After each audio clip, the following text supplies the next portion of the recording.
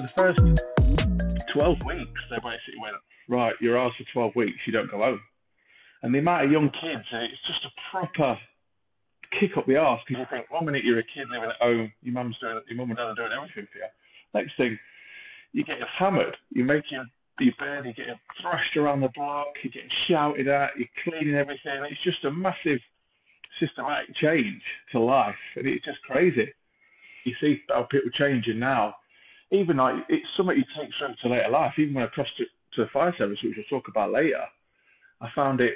We had young lads joining at 2021, and they had no clue. And we did a 14-week residential training course, and I was on to show them how to iron, show them how to do the shoes, show them how to lock a layout, show them how to do the beds. Some lads didn't even know how to wash properly, and you're like, how have you got through life when I just put a bit of deodorant on? It's like, mate, you fucking stink. You need to get in that shower. And it's bizarre how, and especially I think, not so much social media, but I think the youth now are just, everyone can blame everyone else, and it's all done for me. So when you go in, you have to take accountability for yourself, and you go, well, you are doing your own washing, and you are doing this, and you are basically self-sustaining. I think it's a great achievement, especially when you're younger, for males and females to both do it, especially now females are in the military a lot more. I joined at 16 because I wouldn't say I had a terrible upbringing, because that would be the bollocks, and people say, oh, I've had this upbringing and that's what made me do it. I didn't have the best upbringing. My dad, like, when I was a kid, was in Nick and that. I was a little shit. I was into crime and shoplifting, but nothing no other kids into. And then I thought, I need to sort something, because a few of my mates were going to Nick and going to Boston and stuff, and I thought, I need to change this. This is no good. And you can only change things yourself. And I remember a mate was on about going to the careers office, and we'd had like a talk at school. The army come in and did some recruiting, and I had long hair. I'll show you a picture and come up. I had proper long hair down here, right? I had proper long hair, and I was like, I need to sort something out. So went to the careers office just to sort of hold his hand, really. And then they said, why don't you do the fitness? And I was always fit. I was running for school at cross country. I played loads of different sports, and I was like, I did it. And they also went, oh, we've seen something in him here. And then I did the tests and stuff, and then they offered me the sort of, so do you want to come on this weekend? So I did the weekend, and then I ended up joining. I didn't tell none of my mates I was doing it, and then I shaved my head and just went, and that was it. And then obviously I'm from Leicester, so I kept going back to Leicester to see my mates, but then eventually you just end up leaving. So blokes in the army, they'll join, and you get that plethora of the really good, really shit, and you get a plethora of in between. Where when you get females join, they tend to be, because they push themselves that hard, they tend to be really good at what they do. There's only a couple that are pretty shit, and they leave after a while because they don't like it. But the ones that stay tend to really fly through the ranks as well. And some people say, oh, it's because they're female. It isn't, because they've excelled. What's the skill sets difference? Why be in one versus the other? To be honest with you, there isn't a massive amount of difference, because your kit and equipment's pretty much the same. Your TTPs, like your training and stuff, pretty much the same. They'll specialise more amphibious Royal Marines, where they'll go to that amphibious side. They'll work off boats, and they're part of the Navy and they're funded by the Navy. But they'll work hand in hand like that. But when it comes to when you're out on the ground, there's not that much of a difference. Some airborne lads won't like me saying this if they listen to this. The Royal Marines do some things very well, where they'll think a little bit more about stuff, where airborne, it's just hard and aggressive. Where airborne all the way, I'll hit it with my head until it breaks. Yeah, we'll just smash it, right. What's the way we can do this? How are we going to get into this compound? We'll just fucking smash through the walls and we'll raid it. Or, right, we need to do some dominating on the ground. Right, we'll just fucking go out and dominate the ground. And if anyone pops up, we deal with it. We'll just fuck them up. Yeah. And that's why I just love being in that regiment, because everything was right. We can do it. We'll just smash the fuck out of it, and this is how we're going to smash the fuck out of it. Which don't consume it, yeah. Where they're like, the royal side of life will go, oh, we'll think about it a little bit more, and we'll do that. But eventually it's going to come down. You end up going to try and smash the shit out of everything. Yeah. Do it that way. I joined at 16 because I wouldn't say I had a terrible upbringing, because that would be the bollocks. And people say, oh, I've had this upbringing and that's what made me do it. I didn't have the best upbringing. My dad, like, when I was a kid, was in Nick and that. I was a little shit. I was into crime and shoplifting, but nothing no other kids into. And then I thought I need to sort something because a few of my mates were going to Nick and going to Boston and stuff, and I thought I need to change this. This is no good. And you can only change things yourself. And I remember my mate was on about going to the careers office, and we'd had like a talk at school. The army come in and did some recruiting, and I had long hair. I'll show you a picture and come up. I had proper long hair down here, right? I had proper long hair, and I was like, I need to sort something out. So went to the careers office just to sort of hold his hand, really. And then they said, why don't you do the fitness? And I was always fit. I was running for school at cross country. I played loads of different sports. And I was like, I did it. And they also went, we've seen something in him here. And then I did the tests and stuff. And then they offered me the sort of, so do you want to come on this weekend? So I did the weekend. And then I ended up joining. I didn't tell none of my mates I was doing it. And then I shaved my head and just went. And that was it. And then obviously I'm from Leicester, so I kept going back to Leicester to see my mates. But then eventually you just end up leaving fully. So you did loads of soldiering to start off with, which was like a junior leader soldiering. So you just got thrashed, trained on different weapons, soldiering skills and all stuff, fieldcraft, loads of drill. And then you had a big parade. And then we went to Chatham to do our phase 2 trade training. And I did bricklaying and concreting. I was like, oh, this is all right. I'll get my bricklaying and concreting. Then I can leave the army and be in bricky on site. And the army have paid for it all and it's all sorted. Then I went, and then I've seen these, my brother's older than me, he was in the army at the time. He went, why don't you go to the paras side of it, like the engineer paras? Because I joined the Royal Engineers and then you can move across to the Royal Engineer paras, which was like 9 Squadron at the time. So I said, I'll do that, yeah. So went to do phase 2 training, went to Gibraltar Barracks, where you do all like combat engineering, where you blow stuff up, build bridges, quite cool training.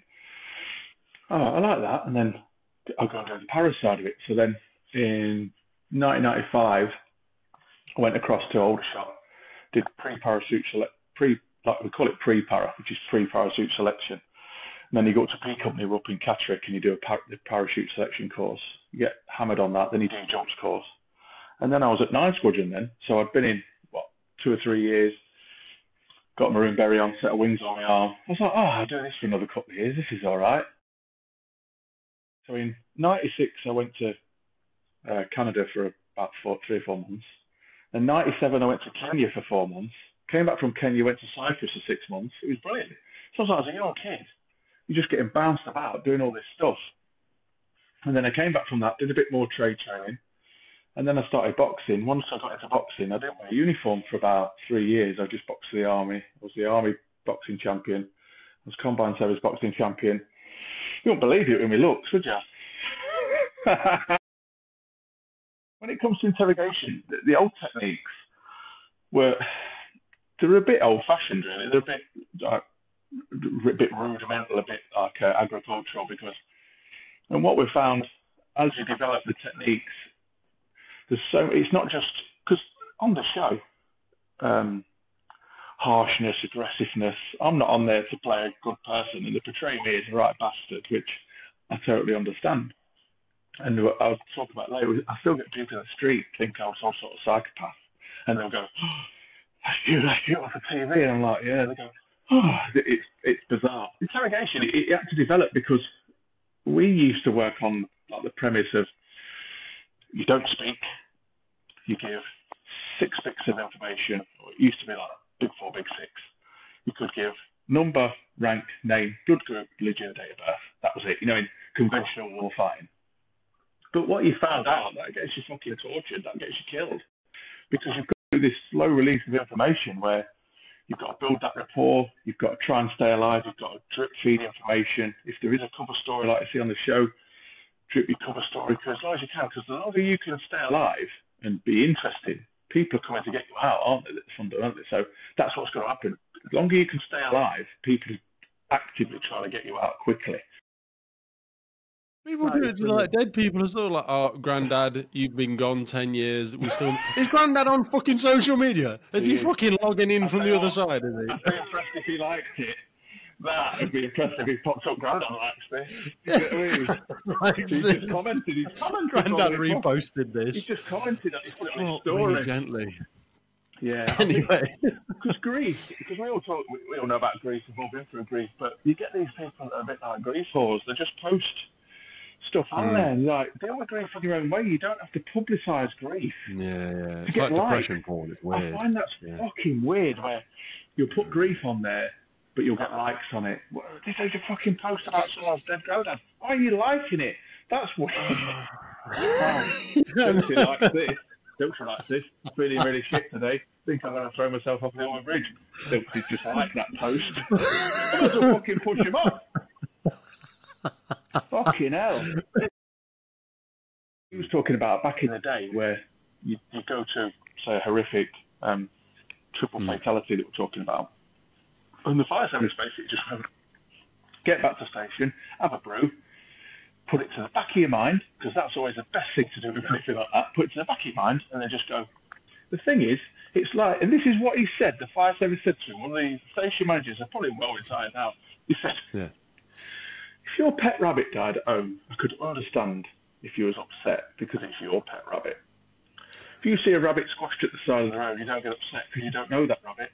Think about those people as people you don't know. Fucking hell! I don't think that bloke works for the Samaritans since he left the party. That was that culture, and we had it in the army where we'd go to places, and the army embraced it a lot quicker. I've been stabbed when I was about 19 in this. I've been stabbed twice actually, but I got stabbed in the back when I was a young squaddy, and I got stabbed in the stomach when I was doing a bit of moonlighting work in the door with a screwdriver. And I found it was quite ironic because it was a Kosovo fellow who stabbed me, and I'd liberated his country a few years ago. You think, that's fucking gratitude, isn't it? Like, a lot of people struggle when they leave the army. They don't get that adrenaline. They don't get that fix of a bit of excitement where you leave the army, I've done some proper cool shit in my career where you think that is just unbelievable. Like fast roping out of helicopters, jumping out of planes, kicking down doors, doing all the cool stuff. And I think, where am I going to replicate that? I can't find this. And then the fire service, I drive now, so you drive in a massive 17-ton truck through streets, and that's cool. When you go posing, you're on the wrong side of the road, it's cool. You get some cool jobs. And what I also found is that I've spent a whole career, spent 24 years helping people overseas, and we spoke about it earlier on. It's nice to actually help people in my own community, and you actually feel like you're making a massive difference. You feel like you make such a big difference, even if it's just as simple as putting a smoke alarm up in someone's house. You could go into an old lady's house. She might not have had any company for the last 2 weeks. And you sit and chat to her for 10 minutes, right? Ask her if she needs anything doing around the house. You obviously check her house and her safety, but you're giving her a bit of peace of mind, a bit of company, have a chat with her. And that's so rewarding to me, little things like that. I find they're great. So we're cool as fuck, fast roped in, inserted, built this OP, we were watching them, writing a little patrol log. And then, because I was a young fucking, basically, stroker, because, right, you're on death stag. So they put me on from like fucking 2 till 4 in the morning, which is the shittest time. So I'm sat there, monitoring comms, watching through my fight. And so I had my like, weapon, and then I had a pistol as well. So I had my secondary. So you've always got your pistol next to you. I was like, weapon's just on the side. I could hear this. So I had these bushes moving. I was like, so you're like hearing, your heightened senses, aren't they? So I was like, fucking hell's that? So my pistol was always made ready anyway. So I was like, so I got my thermal imaging. So I'm like looking, I can see like 5 of my patrol members laid there. It's not them. Things getting close. I'm like, what the fuck? So I'm like, right, slow your breathing down, don't sit. You might have to do an impulsive shot, like instinctive shooting. So I've got my pistol there. I'm like, this could be it. It's there, it's on top of me. I'm like, what the fuck? It's here and I can't see it. Next thing, I felt something hit my fucking leg.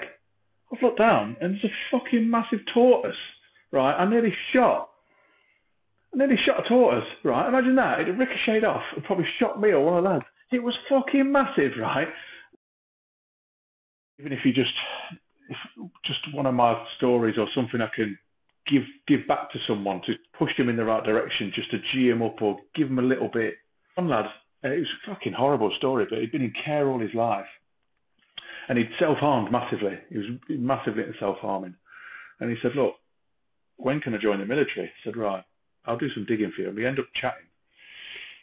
I said, if you're free from, you've not been self-harming for 6 months, you're getting on your fitness, you end up joining the army. And you think, I've changed that kid's life. Not just me, because I haven't gone, oh, it was me. Look at this, I've done that. But I've had an effect. He loved the show. And him seeing me after show, he was like, fucking hell, that fella after show. He's talking to me. He's giving me advice. He absolutely loved it. And I got great feedback from that. And things like that, like monetary rewards are great. Having nice things, like I bought a new car and I live in a nice house or whatever, it means fuck all if you're not happy. What's the point of having all nice stuff if fundamentally you don't like what you see in the mirror, you don't like what you're doing? It's a load of bollocks. They're just nice to have. You've got to have the fundamentals in place of happiness before you can build on anything else.